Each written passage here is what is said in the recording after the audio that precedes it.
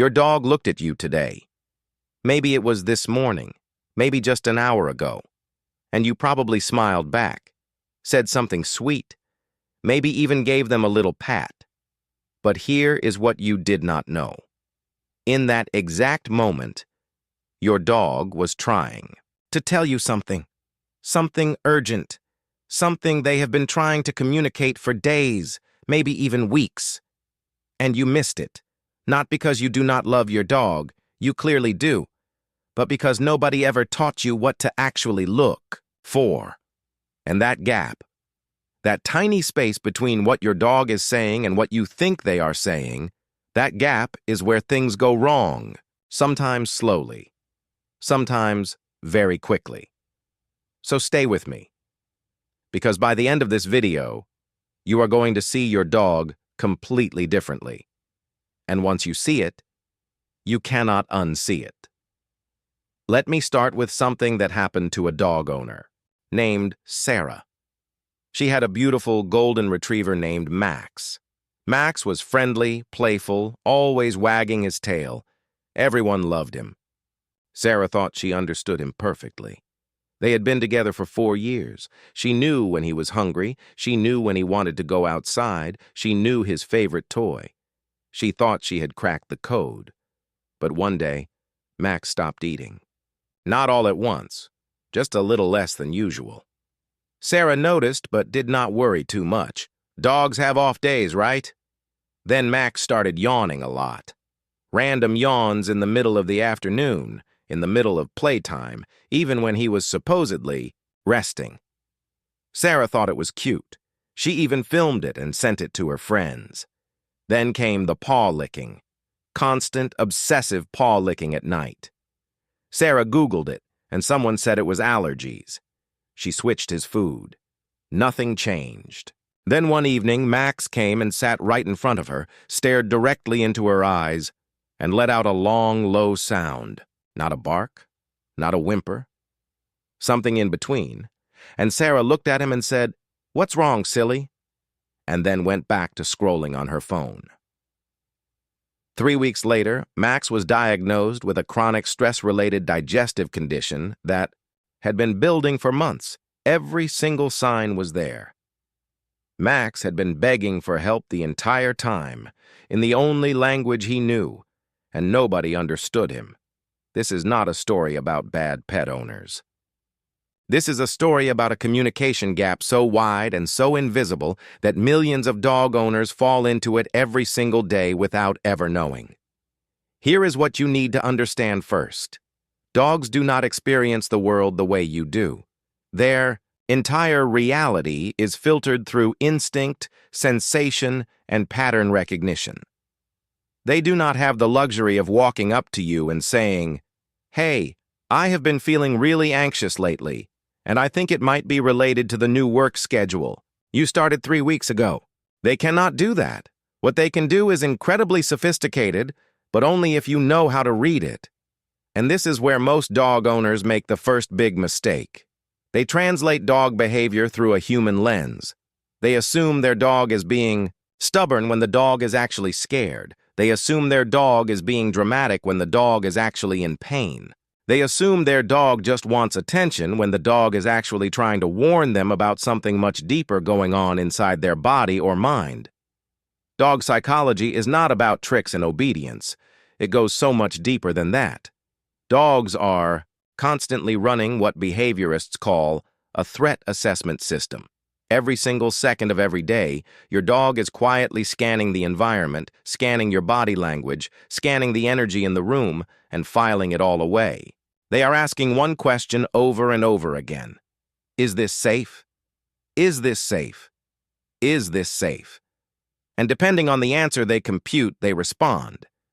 But here is the part that will change how you see everything.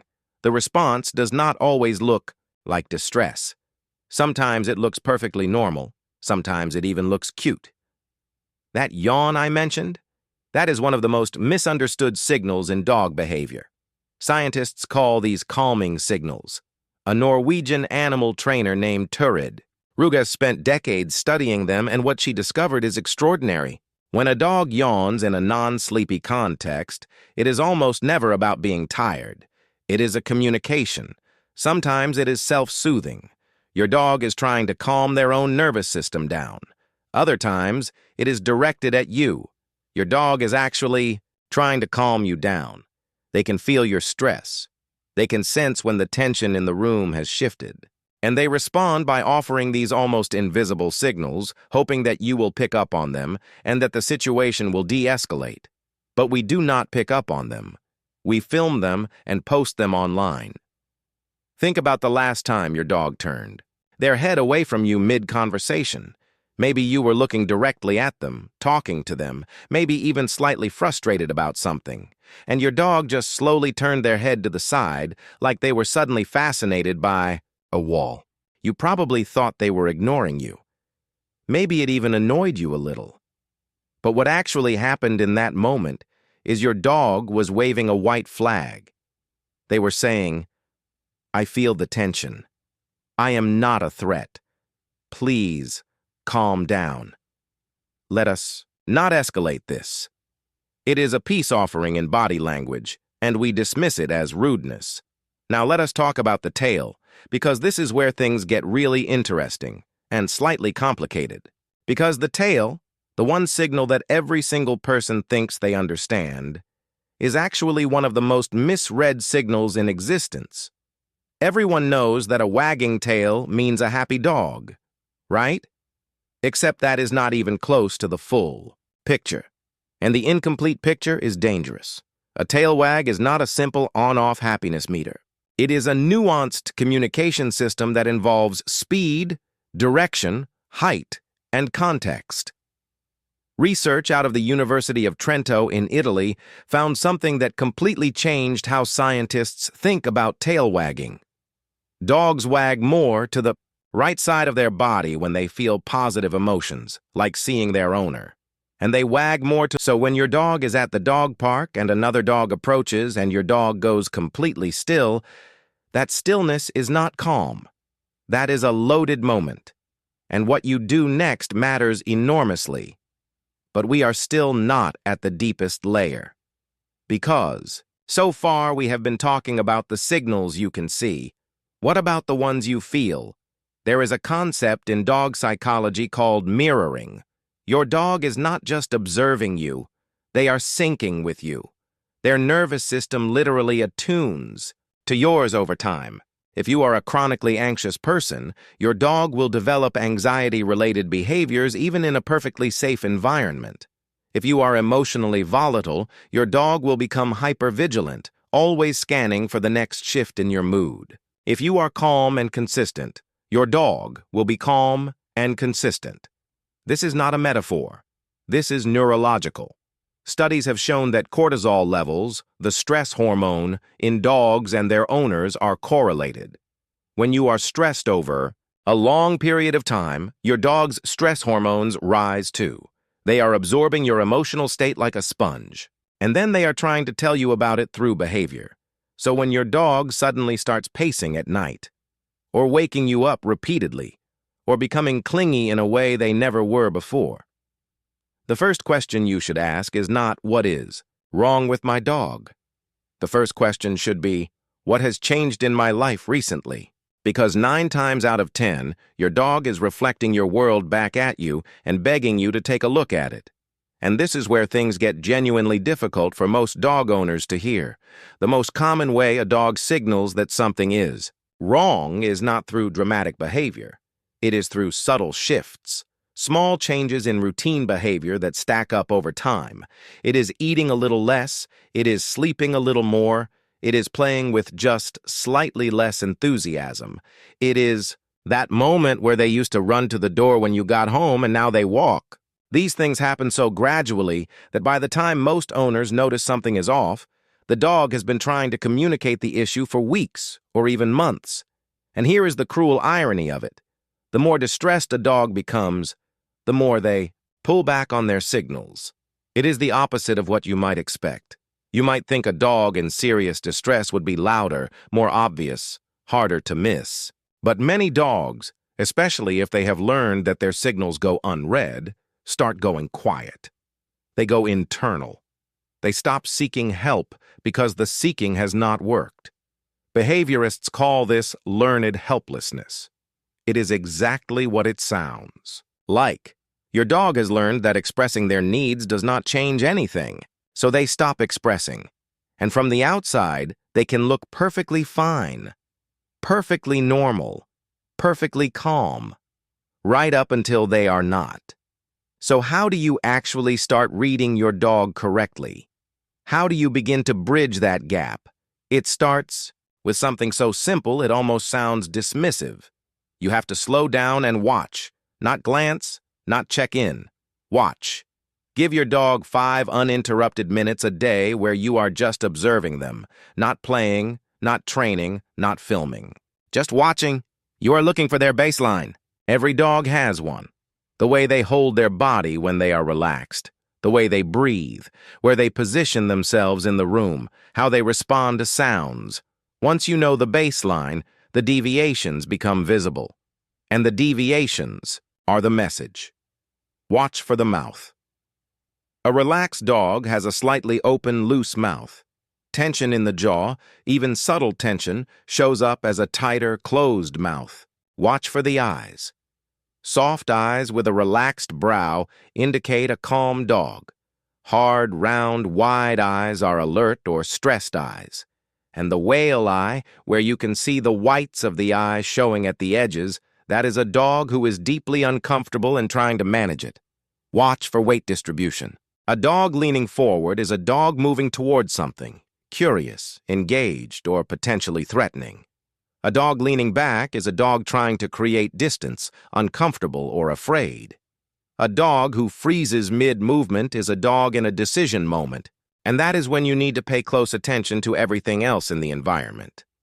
And then there is one signal that people almost universally misread as positive: jumping up. When your dog jumps on you when you come home, almost everyone interprets this as pure joy and excitement. And sometimes it is. But sometimes, and this is the part that changes everything, jumping is an anxiety response. Some dogs jump because the separation was genuinely stressful, and the reunion triggers an overwhelmed nervous system. The dog is not just happy. The dog is flooded. They are releasing pent-up tension through movement.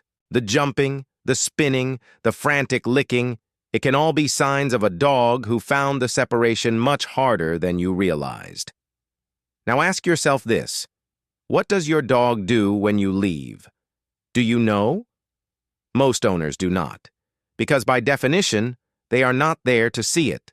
But the behavior that happens in the first 10 minutes after you walk out the door tells you more about your dog's emotional world than almost anything else. And modern cameras and pet monitors have shown researchers something sobering. Many dogs who appear perfectly fine to their owners spend hours in a low-level state of stress during the day, pacing, panting slightly, lying near the door, waiting, not in a crisis, just in a low hum of anxiety that never fully turns off. And here is the thing about chronic low-level stress. It is more damaging than acute stress in many ways. A single scary event, a thunderstorm, a loud noise, that is something a dog can recover from. But weeks and months of that quiet, undissolved tension, that accumulates in the body. It shows up in the immune system. It shows up in digestion. It shows up in skin and coat quality.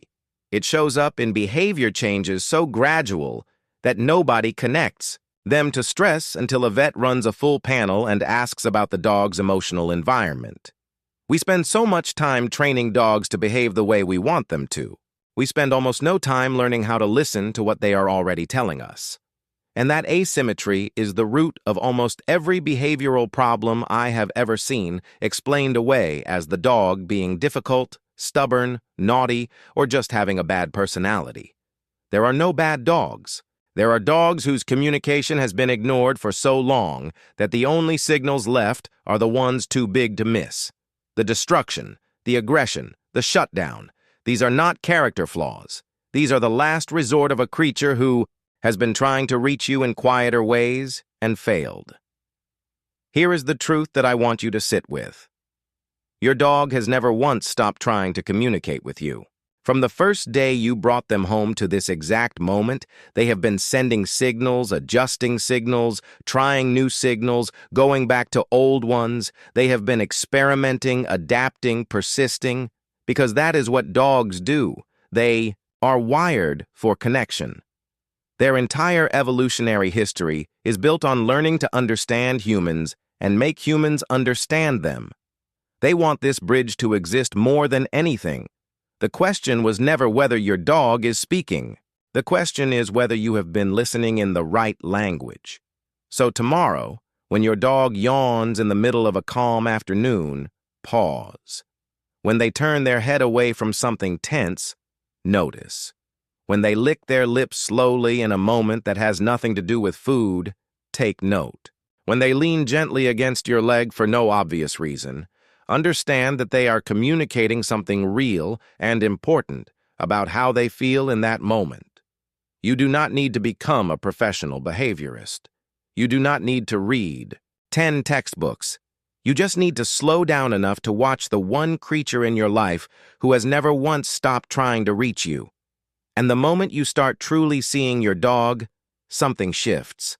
Not just in your relationship with them, but in how you understand connection itself. Because a being who cannot speak your language but still finds 1,000 ways to love you, to warn you, to comfort you, to stay close to you through everything, that is not just a pet. That is a kind of loyalty that most humans never experience. From another human, your dog is not broken. Your dog is not difficult. Your dog is talking. They always have been. Start listening. If this changed the way you see your dog even a little bit, share it with someone who loves their dog but might be missing what their dog is trying to say. And if you want to keep going deeper into dog psychology, the real stuff, the stuff that actually changes how you live with your dog, there is more here waiting for you. Do not stop now. The next one might be the piece that finally makes everything click.